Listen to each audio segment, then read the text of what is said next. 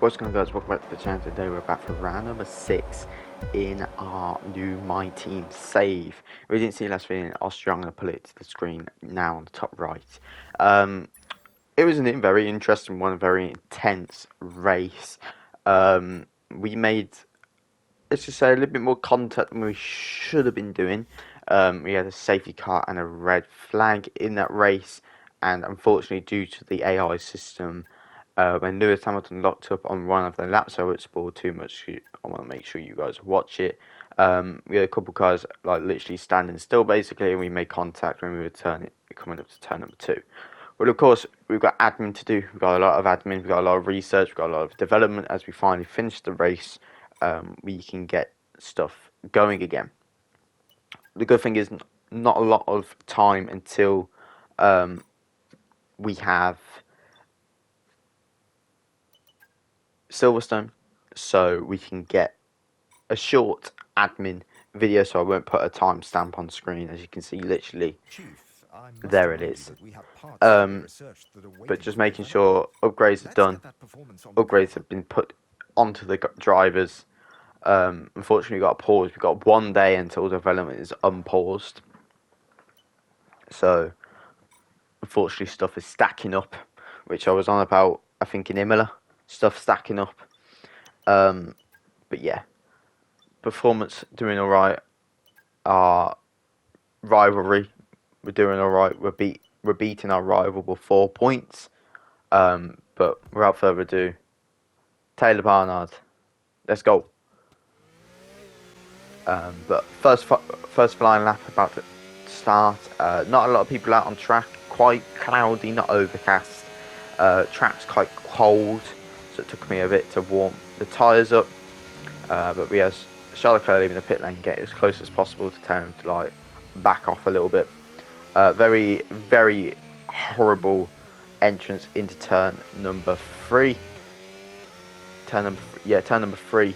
But must have been good, as it's a fastest sector 1. Personal best on the sector 2, as I think Max Verstappen is out on track. I'm pretty sure, unless it was Yuki Tsunoda or Lando Norris was blitzing the field. Yuki Tsunoda blitzed the field. And I'm pretty sure Lando is on provisional pole. But that lap was absolutely diabolical. Second run going in, and we're just going to make sure we get a good starting position. Well, that's all we want, a good starting position. Yeah, DRS is going to be closed for the whole of this lap, and around Silverstone isn't the best thing to do. As Lewis Hamilton sets 27.5 on the board, we're not going to be able to challenge for a top 10, as DRS is absolutely crucial around Silverstone, as it gets you beautiful entrance speed, and especially in sector 2 it is crucial that you get the entrance exit speed that you need. But we are 6/10 up, so it's not too bad. We're personal bests, and we are dropping, but we are one of the final people to set time. So it's not too bad, as we're very slow into Maggots and Beckett's. But yeah, extremely slow. But we get a good exit, a lot better exit, but we could have gained nearly, not a second, but we could have been on our delta a second above, because my first run of Maggots and Beckett's wasn't committed enough. But very good exit. Very good exit as well. Without DRS, I've got to say it's a very, very good lap, as we get a very good exit, and we're going to cross the line 6/10 up, and that's going to be P14 on the table. Not a bad lap. Not a bad lap, as we end qualifying P14. That's I think our worst qualifying this season, as driving as a driver. And I think we could have been out qualified by our teammate for the first time. No, luckily we've not been out qualified. But Ocon and Tsunoda with a penalty. Illegal blocking. So we got the same thing we had in Canada, where loads of people got illegal blocking, but not very good. But we literally just out qualified our teammate by 19 hundredths. So it's not too bad. But anyway, Hamilton on pole. Let's go to the grid. Welcome to not only the home of British motorsport, but also the birthplace of the Formula One World Championship. It's race day here at Silverstone, a classic on the calendar, and it's time for the British Grand Prix. Silverstone Circuit then is 3.6 miles long, has a total of 18 corners, and of course is no stranger to the rain. There won't be any DRS available in these conditions, but the Wellington and Hangar straights are still good opportunities to tuck into the slipstream and make a pass. Let's run you through the driver grid order for today's exciting race. Lewis Hamilton lines up on pole position, and Lando Norris lines up alongside. Looking at the rest of today's grid, we have Verstappen, Gasly, George Russell, and Fernando Alonso. Leclerc, Albon, Hulkenberg, and Carlos Sainz. Barnard, Piastri, Esteban Ocon, and O'Sullivan.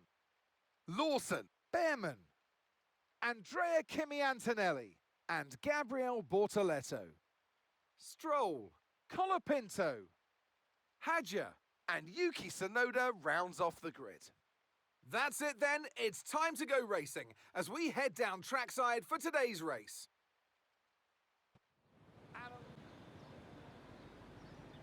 Here we go then, the formation lap is underway. These are wet conditions here today. Each driver will no doubt be mindful of the wet surface as they prepare to race around the track.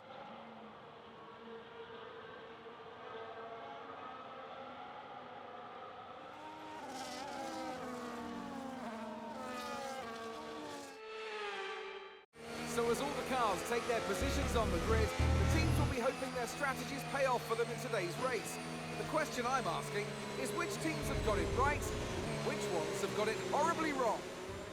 As I forgot to mention in qualifying, it is a very, very wet Silverstone. 1 or 2 stop, but I'm praying for a safety car or a red flag, but I'm going to stick with the 1 stop.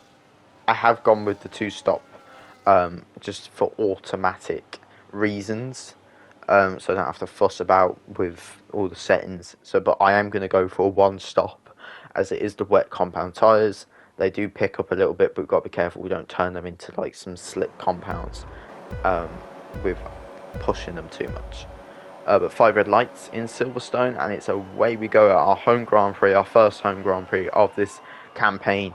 And it's going to be an okay reaction time, and it's going to be a very good reaction time from O'Sullivan as he's pressuring Liam Lawson already. He's going to get the overtake done on Liam Lawson, but Liam Lawson will go back into turn number 2. We're going to pressure Oscar Piastri. We're going to get down the inside of Carlos Sainz. We're going to get the Carlos Sainz move done. We're going to get back down the inside on Alex Albon. We're going to make 2 William moves in the space of 3 corners, which is brilliant as Liam Lawson is overtaken O'Sullivan. O'Sullivan is going to go back. Gets forced wide, but probably with 0 grip out there at the moment. But Liam Lawson has gone extremely defensive on O'Sullivan. Liam Lawson squeezes O'Sullivan through, and O'Sullivan has that inside line. Is going to make that inside line work, and is going to get the par on Liam Lawson. Is going to go chasing after Esteban Ocon. And we approach Cops. We're in the points, which is brilliant. And we have a couple slow moving cars ahead. We have Hulkenberg and Fernando Alonso, which we are quicker than them in terms of car performance, but very sluggish into Maggots and Beckett's. Lap number 3 were very slow, and there was a yellow flag. Can't tell who it is. It's a Mercedes. And I don't know who it could be. I can't remember who was at the front. It's George Russell. George Russell was out with his home Grand Prix, and that's going to be a red flag. Okay, that's a very interesting red flag. I don't know why it's a red flag, as he pulled off to the marshal point. I've had to pause the thing because there was a weird glitch where you could hear the audio of the start, but I don't understand why it's a red flag. I haven't got a clue. But second time in Silverstone 5 red lights, and it's lights out, and away we go with P8 off the line. O'Sullivan has kept P13, so not too many moves on O'Sullivan's side. We're going to be very aggressive into turn number 1. Can't make the move on Fernando Alonso, but we're going to try and replicate the move that we did on the first 5 red lights. And O'Sullivan gets a couple moves done, and we get the move that we did on Alex Albon, the Williams pair, and we get the move done on Fernando Alonso. And looks like Albon might do the same thing that Lawson did on the first red lights, but it looks like O'Sullivan's got that gap done. Yes, it has. He's got the move done. Goes defensive, so he gets that better line. Goes a bit wide, but he gets that move stuck, which is perfect. Hopefully, could be first points of the season, first double points of the season, I should say, for the team. Tyre wear, great. Unfortunately, it's still wet, and unfortunately, when it's wet, it's a boring race. It's just going to be keep it on track, and hopefully, we go a bit intermediate before the end of the race. But judging by the forecast, I don't think it will be. So it'll be a boring race. There's a yellow flag in sector 2, and we're on lap number 7 now. No DNF, which is great, because a safety car with just wet weather is boring. But it's Oscar Piastri with another mistake, and he's lost it, he's dropped it, and unfortunately O'Sullivan had to slow down, which he could have capitalised gaining towards Esteban Ocon where the points are, which is unfortunate. But Oscar does rejoin the racetrack, fortunately, as we do not want another safety car or red flag. Another red flag would have been alright, because we could have gone out of these wet periods. But a little scare from Fernando Alonso, as possibly signs of grip failing, possibly.